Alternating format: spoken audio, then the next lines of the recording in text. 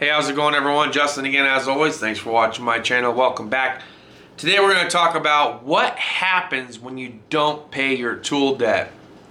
I'm guilty of this, so I thought I would share my thoughts and opinions about something that I did several years back and how it affected me over the grand scheme of things. So let's get into it. So when I first started community college, Snap-on was our community college, the only truck vendor that would come by to the community college at the time, and they were sponsored by Snap-on, so why wouldn't he, right?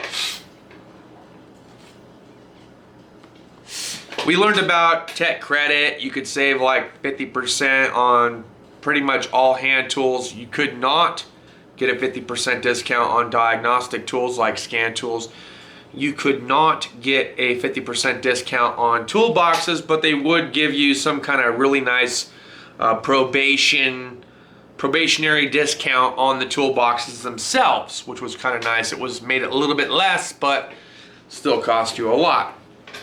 So one of the first things I did, I think at the time, I had like a 705 or something like that for my credit score, which was pretty decent at the time. It took me a little while to get there. Believe me, I had my fair share of negative inquiries and debt and all this other stuff in the collections. We'll get into that later. But for all intents and purposes, at this time, I actually had a pretty decent credit score. So I qualified for something like 10 or 12 grand of credit. And you know, like a kid in a candy store, I ended up racking up a pretty significant amount of debt, at least I thought so, in that time frame. And I did what everybody else, told me to do and everything else. Don't focus on the toolbox, focus on the tools themselves. And so I wasn't too crazy at the beginning. In fact, I actually took some of the money that I got through grants and the post 9/11 GI Bill, and I ended up going to Harbor Freight. I purchased the little red cart, the one that's pretty much, I think it's still there. It's a little bit different. It was a matte red. I think it was a 5-drawer. I purchased that tool cart, and I had gone to Sears, where I had just started working shortly before I started community college, and I purchased this 500-piece Craftsman set, and it came with a little carrying handle and flip deal. So first I started off with that. And I realized really quickly I couldn't fit everything in there that they had on the tool list that they required us to have at the community college. So I bumped into somebody there at the community college. I started asking about stuff, and he's like, dude, have you ever heard of Harbor Freight? And I was like, oh, what the fuck is Harbor Freight? I never heard of that shit. The only thing that I ever knew growing up was Craftsman, and that Snap-on was like way up here for those guys that could afford it, Master mechanics had Snap-on, and those were the only guys that could really afford it. And everybody else, we did Craftsman. So that's the only thing I knew about was Craftsman, which is why that's where I started. He's like, dude, you gotta check out Harbor Freight. And I was like, okay. He's like, it's like a poor man's surplus store filled with fucking toys, tools, tool chests, cabinets, everything. I was like, all right, cool. And he's like, and for your toolbox, just start off with a service card or something like that. Rock and roll. So I did. That thing filled up pretty quick too. I figured out real quick that after I got the initial basic stuff in it, that there were specialty items that I needed along the way, because as we were working on different stuff, I needed this little specialty tool to do, because we were working on our own cars. At that time I had a Chrysler product that was a Dodge Ram 1500, I think it was 98. I needed certain tools for it. So I would buy certain specialty tools that were like Chrysler or whatever, off the tool truck that would come by. And I bought like a nice DVOM with true RMS and fucking loved that thing. Got that at 50% off, which was really cool. But I ran out of room in this cart, so I ended up selling the cart for like half of what I paid for it to one of the college instructor's sons who was in the program with us. Really good friend. Then I ended up going to Costco, because Costco had big tool chests, top and bottom, with a flip lid made by Torn. Bought a Torn, and we wheeled it back. I think we loaded that up in the back of my friend Jamie Gaylor's red 79 pickup, which I would go on to buy and then sell back to him. Completely another story, but we loaded it up, brought it to the school, and I loved that box. Everything fit, specialty tools, this, that, and the other, everything fit perfectly in that box. I absolutely love that box, but I ran into a little issue. I took the red cart that I had sold to my college instructor's son, and now I had nothing at work. And I took my little handheld carrying Craftsman one to work. I needed tools at work too. So now I needed tools in two different areas. I needed tools at school, I needed tools at work. I was like, right? So I was like, you know what? I'm gonna buy my career box. That's what I told myself. I'm gonna buy my career box here at Sears, and the Torin will be like my college one that I'll dump off and sell when I'm done with college, and I'll keep my Sears one, the Craftsman Special. So I bought this Craftsman 40-inch, lovely toolbox. I actually still have it to this day. I did give it to my dad for betterment of like 3 or 4 years before I got it back from him. It has some damage from dropping it. I'll have to get that fixed, but I still have it. It's here. But that was gonna be my career box. So I bought that, left it at Sears, left the Torin at school. Now I had 2 fully functional toolboxes.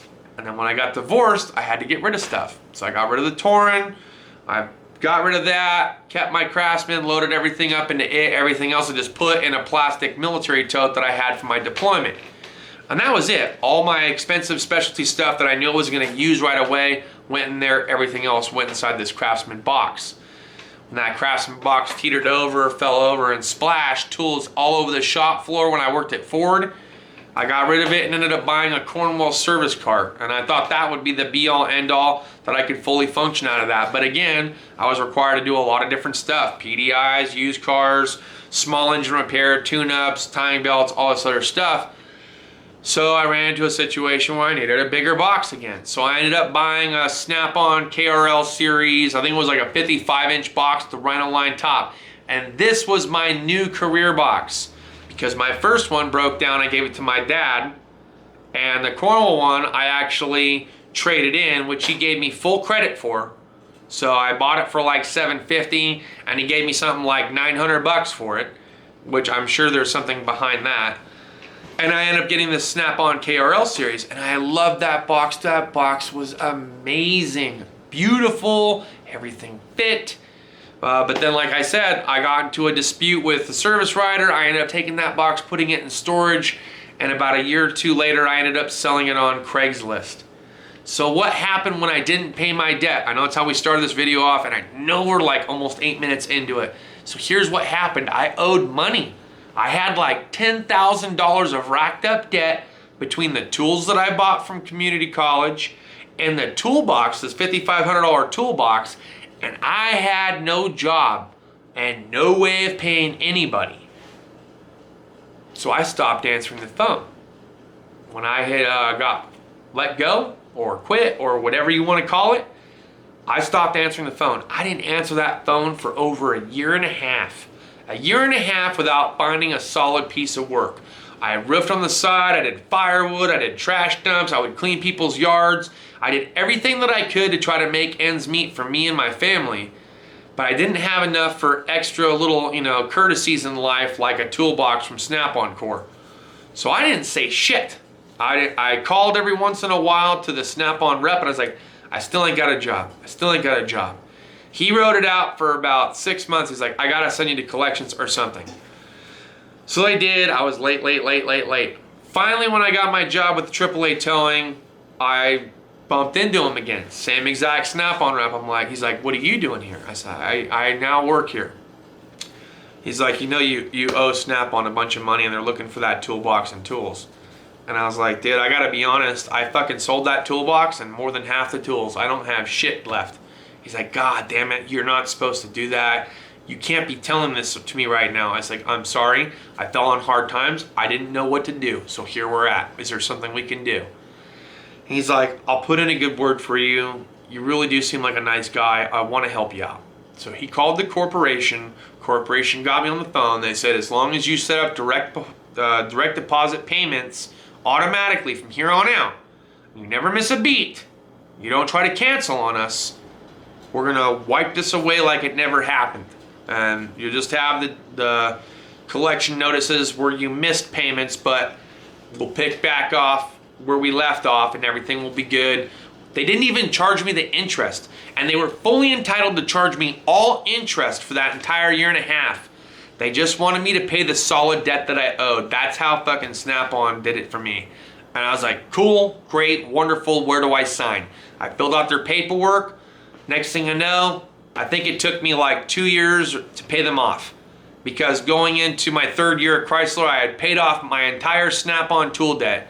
And I did that solely off my paychecks. I was sitting there just smashing payments. My minimum payment per month for that, I think, was like $160. And I was paying $320 every fucking month. Boom, boom, boom, just fucking doubling up. And I fucking paid it off lickety-split. And every time I made a little side cash, roofing or cutting firewood or dump hauls, which I still did on the weekends, I'd fucking throw more money at it. And I had it paid off in 2 years. That was my scenario. What could happen to you? Hey, my credits dropped. Okay, I went from a 701 down to a 485. So in less than 3 years, my credit score skyrocketed all the way down. Like almost 300 freaking points between that and other things that I owed. So that's number one. Number one, your credit takes a dump real fast. 2, people don't trust you as much, so you're least likely to get credit with anybody else. 3, which another scenario that I ran into, I needed a car that ran and drove, and I kept running into POSs. When I came time to actually buying a car and got qualified for a car, I qualified, but at like a 28.5% interest. On a $10,000 loan to this day, almost 4 years later, I still owe $6,500 on that loan. That's ridiculous. So that's the kind of shit that you're gonna run into if you don't pay your debt. So if you're gonna take out a tool debt, if you're gonna take out a car loan, if you're gonna take out a motorcycle loan, be committed to that debt, set it up for automatic payments so you never have to think about it, and be done with it. When it's done, it's done. And if you can afford to, double the payment. Boom. Just throw extra little tidbits here and there. You get it paid off, it'll go by faster. Otherwise, what comes out first is not your principal, it's always interest. They're gonna get their money. They're gonna get their money first. Then they'll put it towards principal. So learn from my mistakes, don't learn from my mistakes. Take everything in stride, eat the meat, throw away the bones. Whatever it is, you know, I'm just trying to share a little piece of information for those of you guys that are wondering what you can expect when you don't pay your debt. That's all I got for this video, guys. If you liked it, give it a thumbs up. If you didn't, give it a thumbs down. We'll see you next time. Deuces.